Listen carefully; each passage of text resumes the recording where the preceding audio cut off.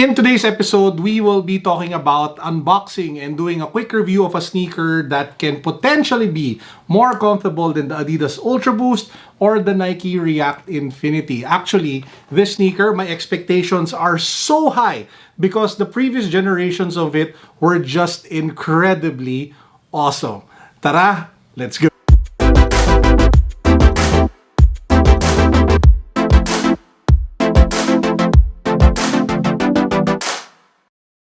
Anyway, before we get started with today's unboxing or review, I just want to give you guys a heads up. I will be launching a dedicated channel to cards because you probably have noticed that I've been creeping in NBA card unboxings on this channel, and I've seen that it's gaining support. So what I'll do, just like my watch vlog, I'll set up another channel dedicated to cards, and then we'll keep this channel again for sneakers, tech, and everything else that happens in my life in general. So, yun lang, heads up. So, I'll link down below. You can subscribe to it. I haven't uploaded the video yet, but once I do, you might want to check it out. So, with that said, and that out of the way, tara, let's get to the sneaker. So, during the debates of most comfortable sneakers a couple of years ago, one brand came out of nowhere, wherein a lot of sneaker YouTubers praised it. It's the Peak Taichi. A lot of sneaker YouTubers from all around the world praised the midsole for the cushioning and the overall comfort that it delivered. However, when they came out with the Peak Taichi 2, which is the one that I have over here, a lot of criticism, was thrown at the sneaker because of the overall style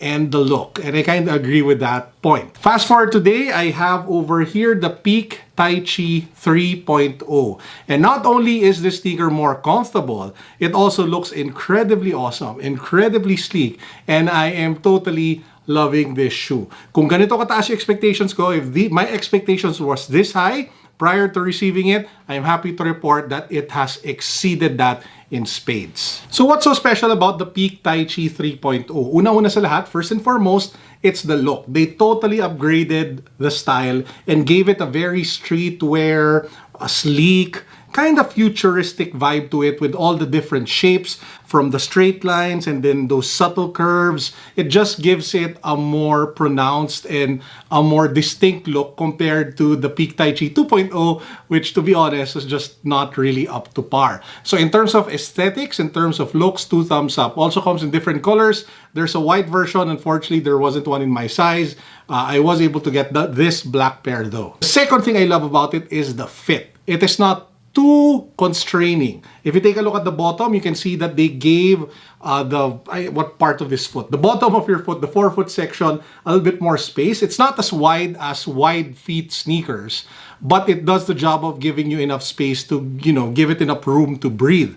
And I totally love that about this shoe. But by far, the real star is the cushioning technology that they have, which uses the Peak Taichi 3.0 Pro cushioning technology. So I think it comes in 2 layers because they're like 2 colors. You have this one, which is the black one, has some sort of like curved lines for the accent. And there's a straight line gray version with like black stripes running across the forefoot section for a little bit more accent. So those two combined, super thick, comfy foam that can definitely give the Ultra Boost and the Nike React Infinity a run for their money. Sobrang sarap nito sa paagay. And unlike the Nike Invincible Run, which I think is touted by a lot of sneaker YouTubers as one of the most comfortable sneakers ever, period, I had kasi balance issues with that. It was just so soft, not enough support, that when I would try to like stand still or walk in them, my ankles would kind of roll either sideways.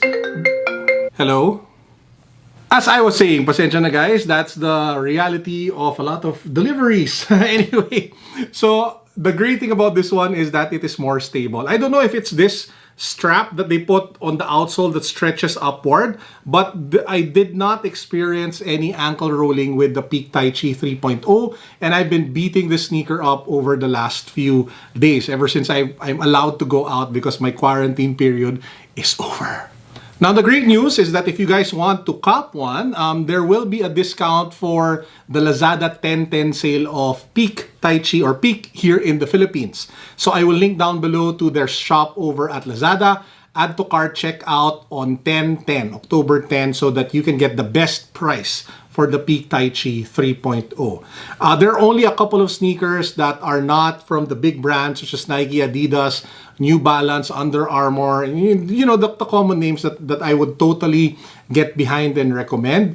This one, I totally am loving it, and I can give it, like, if there is such a thing, a Carlo Ople seal of approval for overall comfort. In short, Panalo. So yeah, that pretty much wraps up the quick vlog for today. Just wanted to check in and get back to you guys. I miss doing this. I miss doing YouTube. I miss doing vlogging, and I'm super happy to be back to be able to do this for you all. So I hope you enjoyed. If you haven't subscribed yet, please hit that subscribe button. Don't forget to give this video a thumbs up and comment down below what you think of the sneaker. Helps a lot with the channel. As usual, this is Carlo signing out. Peace, God bless. What's up?